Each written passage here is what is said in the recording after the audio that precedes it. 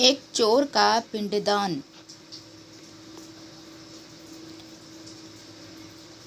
चोर का पिंडदान। हर बार की तरह इस बार भी राजा विक्रमादित्य ने बेताल को अपने कंधे पर लादा और आगे बढ़ने लगे। सफ़र लंबा था, इसलिए बेताल ने राजा को फिर से एक नई कहानी सुनाई। बेताल कहता है, ये कहानी है विधवा भगवती और उसकी बेटी धनवंती की। भगवती के विधवा होने के बाद उसके पति के रिश्तेदार उसका सारा धन लेकर भगवती और उसकी बेटी को घर से निकाल देते हैं। इसके बाद दोनों माँ बेटी दूसरे नगर के लिए निकल पड़ती हैं। रास्ते में दोनों एक जगह आराम करने के लिए रुकती हैं।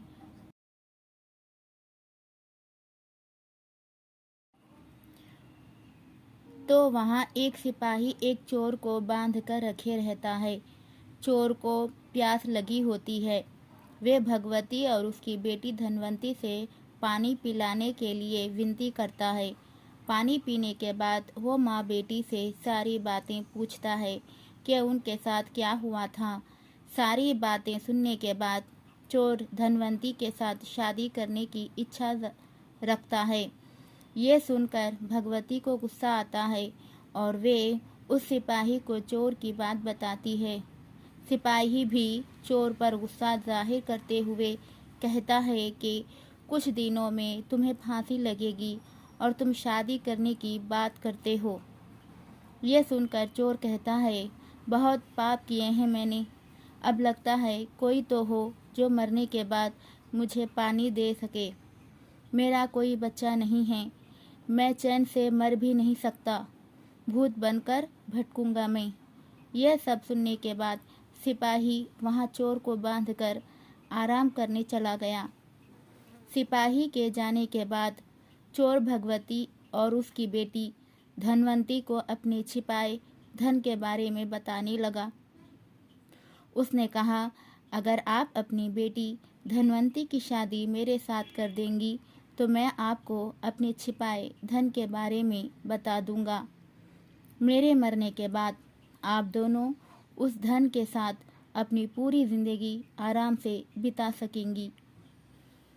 उसकी बात सुनकर दोनों सोच में पड़ गईं। धनवंती की माँ भगवती ने चोर से पूछा, तुम ये क्यों करना चाहते हो? तब चोर ने कहा, शादी के बाद मेरा जो बच्चा होगा वो मेरे मरने के बाद पिंडदान करेगा, जिससे मुझे मुक्ति मिल जाएगी और मैं भूत नहीं बनूंगा। यह सब सुनने के बाद भगवती अपनी बेटी की शादी चोर से कराने के लिए तैयार हो जाती है। दोनों की शादी होती है और जल्द ही दोनों को एक बच्चा भी होता है। कुछ दिनों बाद चोर को फांसी लगा दी जाती है। भगवती और धनवंती काफ़ी दुखी होते हैं।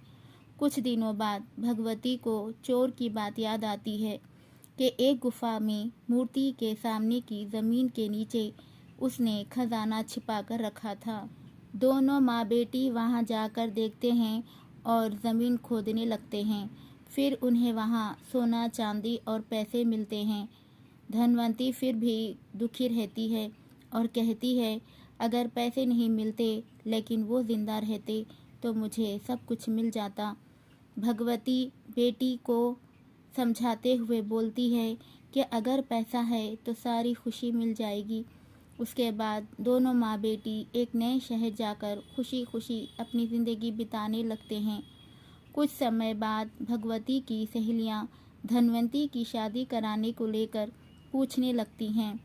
भगवती कहती है, मुझे अपनी बेटी की शादी तो करानी है, लेकिन लड़का ऐसा होना चाहिए जो घर जमाई बनकर रहे। फिर कुछ वक्त बाद एक पंडित लड़का उनके घर आता है, जिसके सामने भगवती अपनी बेटी धनवंती की शादी का प्रस्ताव रखती है। उनका बड़ा घर और पैसे देखकर वो लड़का लालच में आकर शादी के लिए हाँ कर देता है। वो कुछ वक्त तक उनके साथ रहता है और उनका भरोसा जीतने के बाद एक रात घर के सारे गहने और पैसे लेकर भाग गया। इस दुख में धनवंती की माँ भगवती की मौत हो गई और धनवंती गरीब और अकेली हो गई। उसके बाद वो उस शहर से अपने बच्चे के साथ दूसरे शहर निकल पड़ी। समय बीतता गया और धनवंती किसी तरह अपना गुजारा करने लगी। धीरे धीरे धनवंती का बच्चा भी बड़ा होने लगा।